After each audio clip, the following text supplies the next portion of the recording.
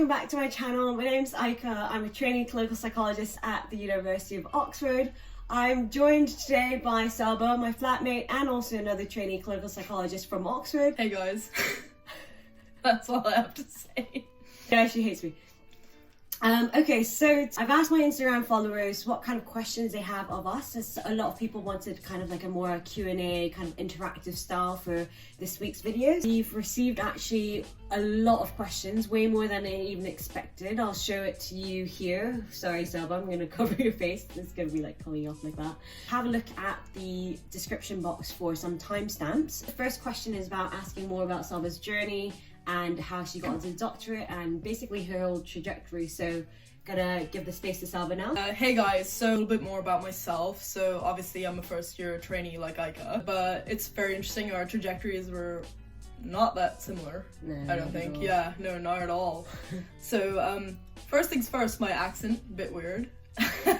My accent's weird as well. Just to say that I have lived in the UK since I was about 11 or 12. So I did a psychology undergrad at Brunel University, and that is a sandwich year course. So we did like 2 half-year sandwiches. Didn't know that. Yeah, no, that's the thing. I got 2 research placements during that. It really gave me a lot of insight into research and how hard it is. After the whole undergrad, I didn't feel ready to go into straight like sort of AP role, so I decided to be a support worker. And I also worked honorary AP because I knew how hard it was to get assistant jobs. So the support work I had was in a mental health difficulties accommodation. So from acute mental health wards, adult acute mental health wards who were put into supported accommodation, that's the kind of people I'd work with as like a support worker. Okay. So I did that for about 2 years actually. It wasn't a full-time job, obviously. It was like half a week. But that really got my my juices flowing. Builds like a foundation of like the groundwork that happens, and it gave me an insight of what maybe support workers would do, even though my trajectory and my like sort of goal was to be a clinical psychologist. It gets a bit confusing here. It was like 16 hours a week. Alongside that, I worked as an honorary assistant psychologist. I have my own views about honorary work, which are both pros and cons. They're pros and cons of it. Yeah, no, I worked in an adult ADHD and autism assessment clinic in Camden. So that was really good. But then after that, after a year, then I went to do my master's. We did the same master's actually. We did do the same master's. Like I was in the year below me. We didn't know that we did know the each same other, masters. Yeah. No, But that was quite funny. So we both did the UCL. This is like we should get sponsored for this. Yeah, they should pay us for this. No, but like we both did the UCL clinical mental health sciences masters. Through that, I got experience 1 day a week in a memory service because I had interest in older adults and dementia. So I got 1 day a week experience in that, and I also did my research through that master's based on that. After that, I guess I went through a bit of a slump, as all sort of graduates do. There was a slump of applying to continuous AP roles. That was me. Wasn't working out. Painful. It had been months. Long time. Multiple interviews, multiple rejections. Yeah. Until finally I got a chance in a community learning disability service. And from then, because I got my foot in, it sort of, my next AP job was in a acute mental health ward for females, adult females, and then the next one was a dental health psychology job. So how did you get into like the doctorate? Like what's your doctorate journey in clinical psychology? So the first time I applied for DClin was actually when I started my acute inpatients job. Because it was such a full-on job, I just wanted to apply for the first time just to see how it was. I probably didn't put that much thought into it. Although I had experience, I probably couldn't articulate it well. I didn't really get any interviews. I got no interviews that year. But then after the health psych job, it had been a year. That's the second time I applied. I got 3 interviews. Wow. It's not that anything much had changed. It was probably just that experience of the acute wards that had really molded me and made me understand what's going on in the NHS when I felt so passionately about it. That probably relayed in the in the applications and things and in my interviews and stuff, so that probably is why it worked out. You got onto the doctorate the second time? Yeah. I'm going to ask you some more specific questions that my followers have asked through my Instagram. So the first one is to Saba. What made you want to do clinical psychology? Really interesting question, because it's probably like one of the questions they ask on the application and also in the interview. So like it really put me on the spot there. I'm gonna be really honest. When I was growing up, clinical psychology, I'm from a South Asian background, and Pakistani, it wasn't really a thing. I lived in Ireland and I grew up in Ireland, and when I came to this country, it was my mum actually, and she was a housewife before, and she just thought, you know what, I need to sort of like get a career and kind of do something and stuff. So she did a psychology degree. And then one thing led to the next, and suddenly she became a qualified clinical psychologist from UCL. So just casually, that just actually happened. But like seeing her do that and the types of things she would talk about were things I was so interested in. She really kind of put that into me about the whole like, yeah, let's leave out the whole South Asian thing about like being a doctor, a lawyer, engineer. She really like drummed into me, actually, this is something that I'm really interested in. And seeing her go through that entire experience as a middle-aged woman with an entire family, I think these days is even inspiring. Actually, definitely. That is inspiring. It was inspiring to me, and I think it's inspiring to a lot of people who think they're maybe too old to apply for this kind of thing. Totally. Ethnic minority who is a housewife, like she just really built herself up, and she really did like sort of pave the way for me, and she really inspired me as this is actually a career that I really want to pursue. But that's the main reason. I wouldn't say the trigger, that's a very psychology jargon. That was the tipping point. No, precipitating. No, that's the psychology. Oh, okay, that was the light bulb moment. Yes, that was maybe a light bulb moment of that's what I want to do. I want to do that. Next question is, did you always know that the Doctorate of Clinical Psychology was right for you, or did you doubt it at a point? For me personally, obviously, I've always wanted to do it, and 100% yes, I did doubt it at points. That is a given. Yeah. There is no word of a doubt in my mind that I was like, I think it would be for me. Weird not to doubt it, because I think it's such a notoriously competitive route that if you don't doubt it, I would doubt whether you know it realistically, and like you might end up in a doctorate and realize it's not for you. So I think like it's a very necessary step. Yeah, no, I absolutely agree. And the reasons why I did doubt it is because of the accessibility of psychology in general. Like the AP jobs is a myth. Research assistant jobs in psychology, again, a myth. They're jobs that aren't that well paid. People are employing honorary assistants, and that only reflects a certain demographic of people. There's so many reasons, and also because of what I went through after sort of the masters, that I thought, I have support worker experience, I've done all this stuff, why aren't people employing me? And then you start doubting yourself as a person, as in I'm not good enough, and that is where it becomes quite treacherous, whereas there is a huge likelihood that you are amazing at this, but the opportunities are not there. I definitely had that experience as well, of the process of internalizing something that's an external problem, like having come from like a good uni, did the masters, did all the experience, and still getting all the rejections and things like that. It is very disorienting. And I guess also leading from your point, it's a good thing to have that, but it's a hard belief to have. Yeah. The resilience that you would have to do for this career path, it's a hard thing to sort of achieve unless you've gone through like multiple rejections and then sort of trying to understand really why am I doing this and what I'm trying to achieve. It's very, very demotivating sometimes. Like, I guess it's easy for me to sit here and say keep at it, but really do like keep at it. The next question is fully for Saba.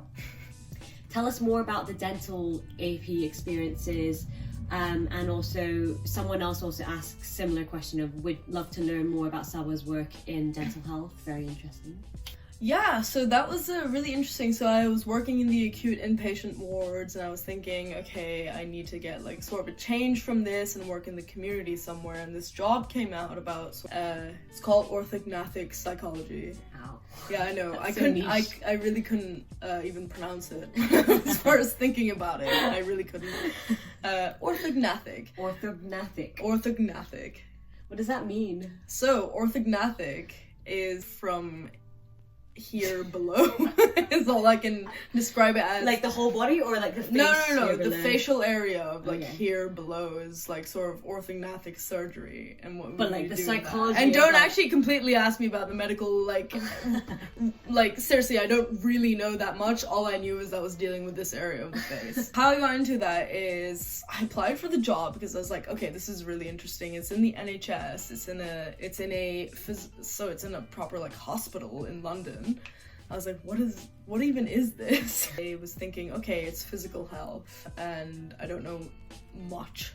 After working mostly mental health sort of experience, I don't know much about physical health. So I got into there, and then I really, really did understand the relevance of psychology and physical health services. There's a huge push and a huge drive right now in which psychology is required in physical health services, so in dental services, in occupational health, and plastic surgery, in orthopedic surgery, pain, diabetes, cancer. It is a huge drive for psychology to be involved in that, and this is like where I think psychology is headed, actually. It's a new thing. My service was new. It was a year old. They were doing audits. And actually it was maybe about 3 or 4 months before I left that service, they had expanded from just an orthognathic psychology into a whole dental psychology team in that hospital, in which they dealt with trauma, they dealt with pediatric dentistry. And you think that, okay, how is psychology even involved in these things?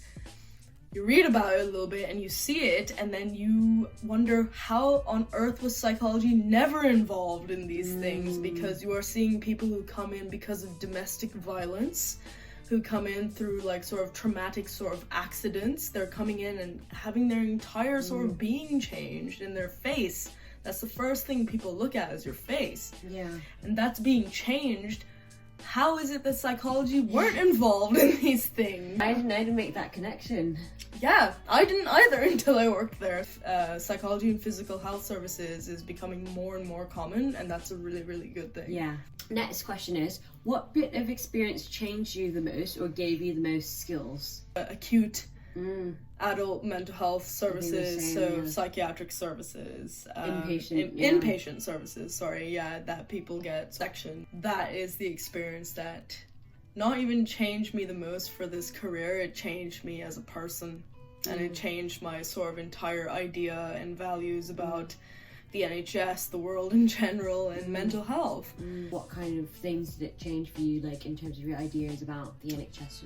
I think I was naive in thinking that, if it's mental health, that people kind of like know how to deal with it. I was just really not informed about what those services were, because long gone are the days of asylums. However, and I know this is super controversial to say, it is very much alive and budding. I don't think it's that controversial to say, to be honest. The amount of hospitals that get shut down during the year. Not necessarily NHS, but in private as well. Yeah, I guess it's controversial to say that the days of the asylum are still alive in these services. Yeah. I think that's slightly more, but I do feel like anyone who's worked in inpatient would agree that they have had experiences like that where there's quite like questionable practices. Yes, absolutely. When you're in psychology, and like me, if you've done your psychology undergrad, you've done your master's, you've understood about the nice guidelines and good practice, and then you go to somewhere like there and you think, okay, so there's good practice, and then what I'm seeing right now is not good practice, and day in and day out you are faced with bad practice. And the reasons, and I think I'm gonna be really honest here, is because of just, bad funding, bad resource in those services, people forget about those people because they've been coming through the doors so many years. It's just like, why bother? Yeah, like, why bother? All those kinds of things. Another thing is,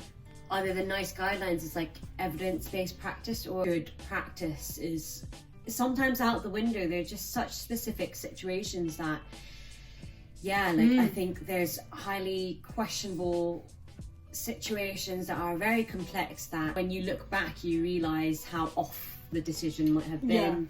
But I think on the other hand of that, on the flip side, that's changed us in being able to see like how bad things could be, but I feel like that's also helped us see what the position of psychologists should be like in a service like that, and also how important it is to uphold the values that you see are not being upheld. The feeling of being an assistant psychologist and your role being, you know, way beyond your pay grade, like that kind of stuff makes you acknowledge like how important, let's say, like personal boundaries are or professional boundaries are, and being able to protect yourself almost, and that's like a really huge skill to have. And I guess also if you have worked as like an aspiring psychologist or assistant psychologist, support worker, healthcare assistant, nurse, whatever you've worked in those wards, I think there's a big thing in which like we have to think about this in levels. It starts off with the under-resourcing, and then it also comes into sort of like the NHS in itself is very much like get the sort of result rather than think about how you get it, just get that done. I know that's like also tick box, tokenistic. But that's not just NHS. I think from my experience in private, like tick boxing absolutely. I think in private, especially in a highly stressful environment where at every level no one wants to be accountable, but they also need to do something about it. Like that tick box thing becomes a thing.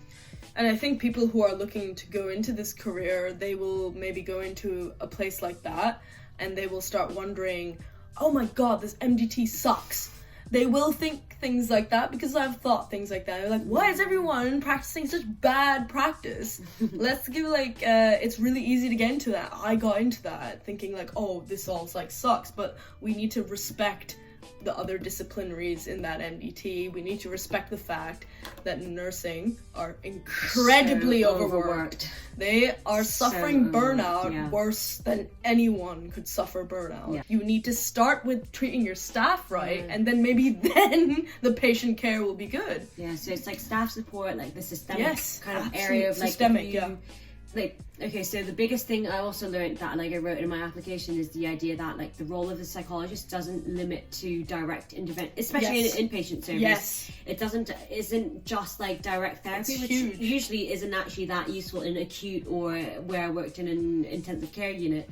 Like actually what you need to do is like staff support, to support the staff that like actually spend 12 hours a day with the patients, like, or with the clients, service users, etc. Like that's like where the psychologist roles become a little bit more indirect compared to direct. So looking back, would you do anything differently? Other people have asked similar questions of what do you wish you could tell yourself when you graduated from your master's, your undergraduate, and also the thing about like finding AP jobs. Is it difficult and advice? So like kind of like more about the fresh grad, like what tips would you tell them? I haven't been great at taking the advice that I've been given about this, so I'm just gonna like pass it on in hopes that someone else is probably gonna take this. After you do your undergrad, it was never in my understanding that I would immediately get into declin training. That is, in my eyes, really, if you do, amazing.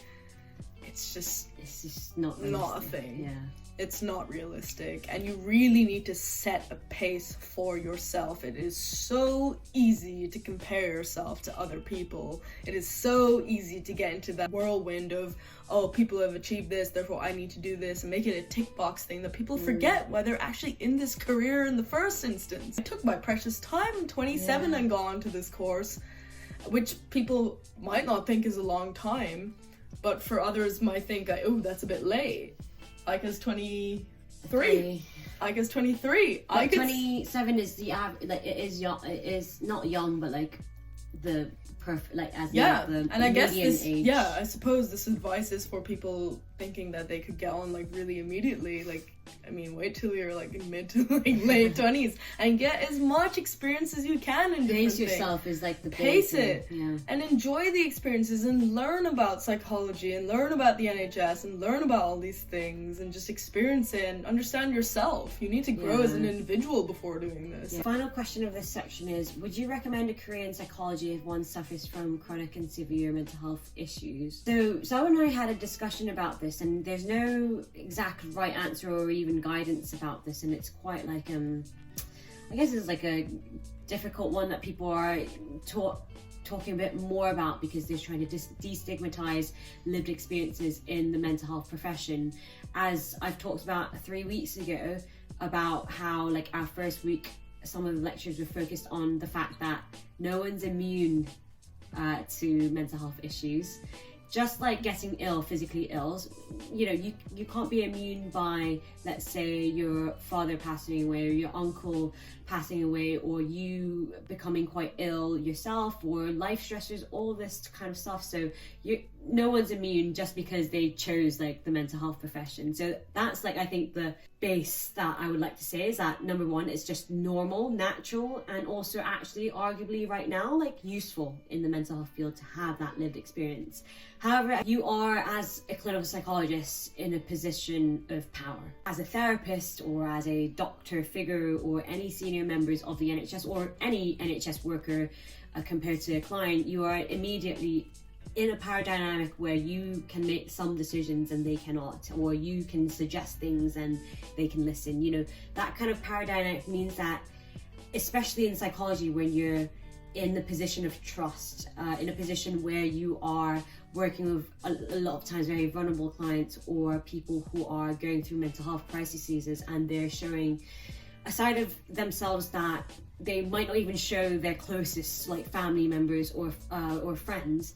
You are in that position of power and you can very easily abuse that, even if it's consciously or unconsciously. So let's say, you know, if you have something that's unresolved that gets triggered in a session and you haven't done anything about it, I think it's like a professional, this is my personal opinion by the way, like I think there's a professional responsibility to at least work towards resolving them. Let's say I'm going to a therapist, I'd like to know that even if they have some certain things that they have prejudices about or unconscious biases about, or certain things that might trigger their own traumatic things that might like hit back on me, so like the idea of countertransference, I like to know that they are aware of that and they're actively doing that, something about that. Actually, just echoing what Ika said, absolutely. Whereas talking about sort of severe and chronic in the sense that it might actually hinder your practice, that's another thing to sort of think about. If you feel that you are dealing with patients that may actually trigger certain feelings in you,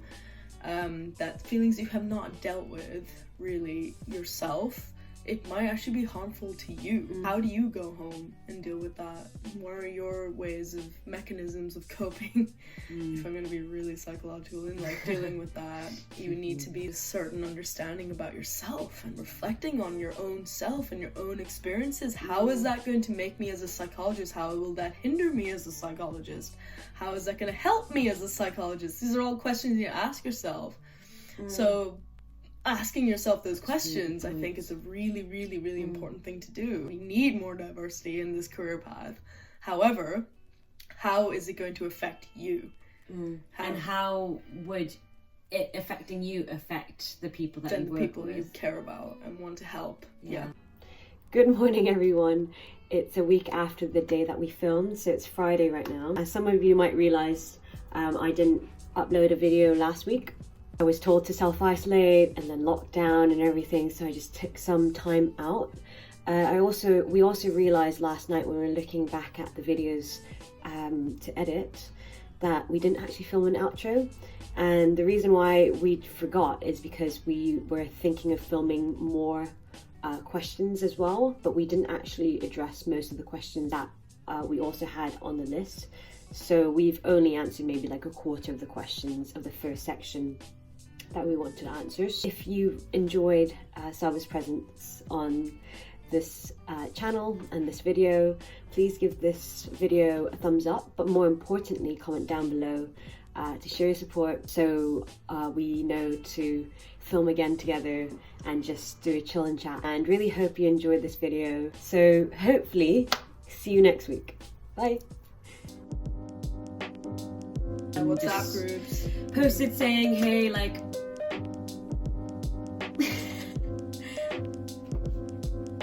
okay, half an hour. you need to actually show me that entire video of us doing that, going Flatmates together, the experiences of that. Lots of you guys had some questions about that. What do you think? what I think, would you recommend?